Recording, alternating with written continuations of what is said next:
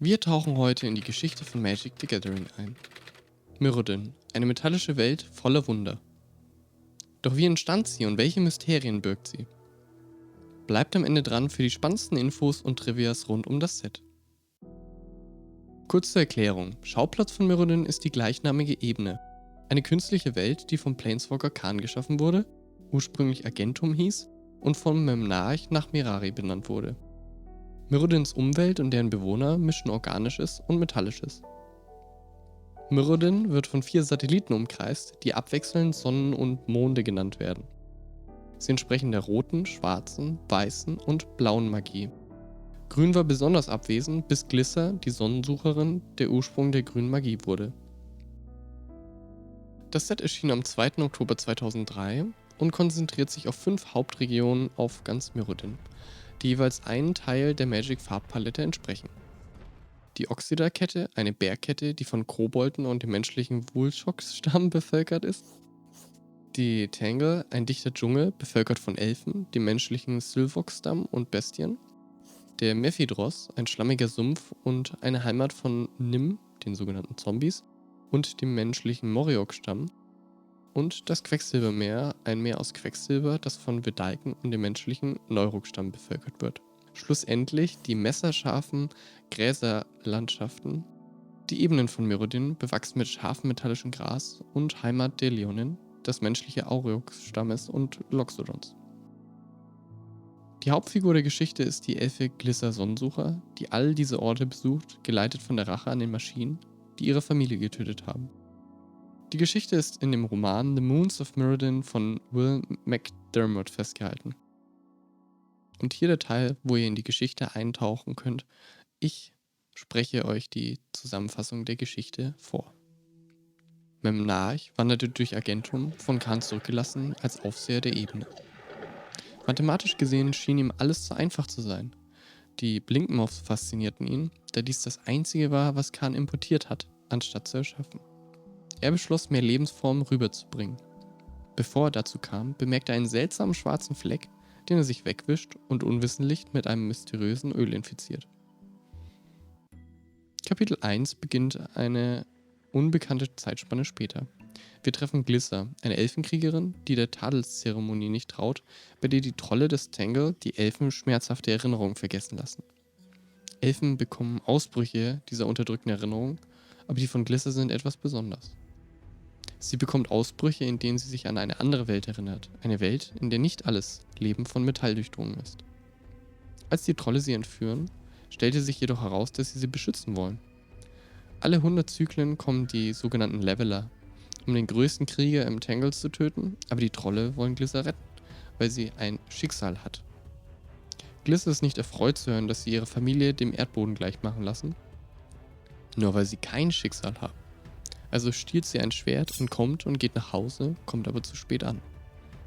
Sie wehrt sich gegen die Leveler, die ihre Eltern und ihre Schwester getötet haben, wird dabei aber verletzt. Als die Kreaturen plötzlich aufhören zu kämpfen und sich auf den Weg machen, wird sie mitgezogen. Aber sie sieht eine vierarmige Silhouette, bevor sie ohnmächtig wird. Die Leveler gehen in eine Höhle und deaktivieren sich. Dort trifft Glisser auf Slobat, einem ausgestoßenen Kobold, der sie in die Löwenstadt Tainar bringt, um eine infizierte Wunde zu heilen. Tainar wird von den Nims von den Mephidros angegriffen, aber sie schaffen es trotzdem hineinzukommen. Die leonische Seherin Ushanti sagt voraus, dass Glisser in das Ende der Welt verwickelt sein wird. Oder dass sie zumindest gesehen hat, wie die Leonin aus der Welt gerissen wurde. Aber Karaksha ergreift ihre Seite, da er auch von den Levelern angegriffen wurde und den vierarmigen bewaffneten Fremden sah. Ushanti hat dann eine Vision von Mephidros, also schickt Raksha, Glisser und Slobat dorthin. Das erste, was sie tun, nachdem sie gegen einen Nim gekämpft haben, ist einen untergetauchten Golem zu finden. Slobat reinigt ihn von der Schlacke, um ihn wieder zum Leben zu erwecken. Und es schließt sich der Crew an, obwohl er seine Erinnerungen gänzlich verloren hat. Später, als Mehrdreck entfernt wurde, erinnert er sich, dass er Bosch hieß. Sie werden dann von einem Reaper angegriffen, aber sie töten ihn und erobern seinen Controller, einen Moriok namens Yerd, den sie zwingen, sie zu Geth, dem Anführer der Dross, in der Vault of Whispers zu bringen. Glissa schafft es, Geths Schoßtiervampir zu besiegen und bedroht ihn, bis er enthüllt, dass der Vedalken ihn mit Serum bezahlt hat, um Glissa zu fangen. Sie nimmt einen Schluck von dem Zeug und sagt Geth, dass sie Gerd einen neuen Schnitter zur Kontrolle geben soll und geht. Während sie unterwegs sind, sagt Bosch sein erstes Wort. Memnarch.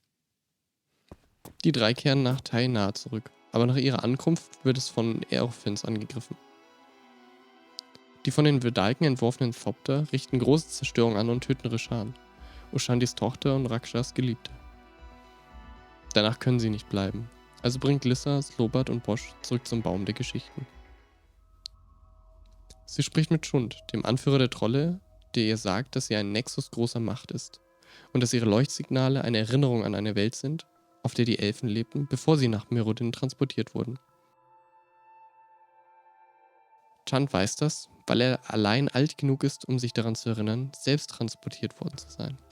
Er spricht auch über das Serum und wie es die Geheimnisse des Kosmos entschlüsseln kann, gibt aber auch moralisch Aufschluss darüber, warum es nicht verwenden werden sollte. Er will gerade erklären, wer der Memnarch ist, als er von einem korrupten Trollältesten erschossen wird. Mit seinem letzten Atemzug sagt er Glissa, dass die Welt leer ist. Glissa jagt Hohepriester Strang, den Mörder, aber dann taucht ein Vedalken mit einem Haufen Aerophine auf und tötet ihn zusammen mit Glissas Freund Kane, der Wachdienst am Baum der Geschichten hatte. Dies führt dazu, dass Glissa ausflippt und eine magische Explosion entfesselt, die alle Aerophine zerstört. Dann wird sie ohnmächtig. Sie wacht auf und stellt fest, dass Slobat sie an einem vermeintlich sicheren Ort gebracht hat. Das Versteck der Krak-Clans. Er erzählt ihr von Kraks Überzeugung, dass die Welt hohl ist, aber dann wird der Ort von einer Gruppe Goblins angegriffen, die den Krak-Clan für Ketzer halten. Glissa und Slobat gelingt die Flucht, aber Bosch wird gefangen genommen. Er und die Kraks werden von den anderen Goblins mitgenommen, um sie in den großen Hochofen zu werfen. Nach einigen Kämpfen befreien Glissa und Slobat sie und dann entdecken Glissa, Slobat und Bosch die rote Lücke, ein riesiges Loch, das ins Zentrum der Welt führt. Nachdem sie den Krak-Clan zu Slobats altem Versteck in der Leveler-Höhle geführt haben, gehen Glissa, Slobat und Bosch zum Quecksilbermeer. Ihr Plan ist es, zum Wissenspool im Zentrum von Lumengrid zu gelangen, das Serumsfläschchen zu dringen und einzutauchen, um alle Antworten zu erhalten, nach denen sie suchen. Sie nehmen die Hilfe von Buena in Anspruch, einer Frau, die ein Neurok-Dorf leitet und deren Vater von den Vedalken getötet wurde. Nach einem weiteren Aerophine-Angriff steigen sie in ein U-Boot, das Bosch über den Meeresgrund in Richtung der Vedalken-Heimat von Lumengrid schleift. Dort werden sie von Aalen und einem Quecksilberelementar angegriffen. Glissa ist gezwungen, das Serumsfläschchen zu trinken, um Bosch retten zu können. Sie schaffen es nach Lumengrid, aber dort werden Glissa und Buena von Lord Pontifex gefangen genommen, dem angesehensten Vedalken-Forscher und demjenigen, der für den Mord an Buenas Vater verantwortlich ist. Glücklicherweise schaffen es Slobat und Bosch, als Ablenkung eine Reihe von Explosionen zu verursachen, und Glissa und Buena drehen den Spieß um. Sie zwingen ihn, sie zum Brunnen des Wissens zu führen, aber dort geraten sie in einen Hinterhalt der Vedalken, die ganze Zeit versucht haben, Glissa zu töten. Janos, eines der Mitglieder der Synode der herrschenden Körperschaft der Vedalken. Er tötet sie fast, aber Glissa hat einen weiteren mysteriösen Kraftausbruch. Besiegt, sagt Janos, er wollte Glissa tot sehen, um die Lebensweise der Vedalken zu schützen. Den ihr Gott Memnarch wird dich benutzen, um Mirrodin zu zerstören, und es ist unsere Pflicht als Rasse, die anderen Rassen zu beschützen. Vor dir. Pontifex wurde jedoch während des Kampfes in den Brunnen gestoßen und taucht mit einigen zusätzlichen Informationen auf, dass Janus vorhatte, Memnarchs Position als Lord von Mirrodin an sich zu reißen. Glissa tötet Janus, aber dann versucht Pontifex sie zu fangen, um sie Memnarch zu übergeben. Bosch kommt ihnen erneut zur Hilfe und schlägt Pontifex nieder. Die Gruppe flieht durch den Brunnen des Wissens, unter dem sie die blaue Lücke finden. Sie beschließen, dorthin zu gehen, um den Memnarch aufzuspüren. Der Roman endet damit, dass Bosch enthüllt, dass der Brunnen sein gesamtes Gedächtnis wiederhergestellt hat. Dies war der erste Teil einer dreiteiligen Buchsammlung. Weiter würde es gehen mit The Darksteel Isle als zweiter Teil und Fifth Dawn als letzten Teil. Mirrodin hat als erstes Set Equipments und die Fähigkeit Ausrüsten eingeführt. Weitere Themen sind rund um Artefakte, Affinity, Imprint und Entwine. Das Schwert von Kaldra ist auch gleichzeitig das Set-Symbol. Ein paar interessante Karten. Chimney Imp ist wahrscheinlich die schlechteste jemals gedruckte Karte. Der sogenannte Fate Spinner ist die einzige Karte, die Main-Phasen überspringen lässt. Lias Pendulum ist die erste Karte, die Raten ins Spiel gebracht hat. Und der Mindslaver hatte zur Folge, dass eine Zusatzregel im Regelwerk eingeführt werden musste. Das vorkonstruierte Deck Bait and Bludgeon Deck habe ich tatsächlich auf meinem Kanal geöffnet. Das Video verlinke ich für euch.